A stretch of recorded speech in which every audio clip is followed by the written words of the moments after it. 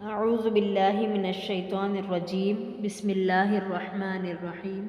اجنبی عورت کو سلام کرنا۔ حضرت جریر رضی اللہ سے روایت ہے کہ ایک مرتبہ نبی کریم صلی اللہ علیہ وسلم عورتوں کے پاس سے گزرے تو آپ صلی اللہ علیہ وسلم نے ان کو سلام کیا۔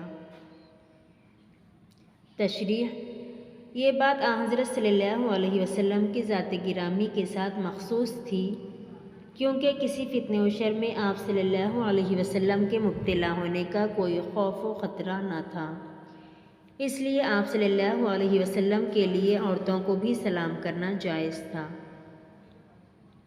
لیکن آپ صلی اللہ علیہ وسلم کے علاوہ کسی دوسرے مسلمان کے لیے یہ مکروہ ہے کہ وہ اجنبی عورت کو سلام کرے۔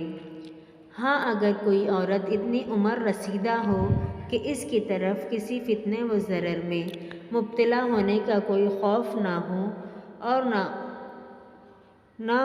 اس کو سلام کرنا دوسروں کی نظروں میں کسی بدگمانی کا سبب بن سکتا ہو، تو اس کو سلام کرنا جائز ہوگا۔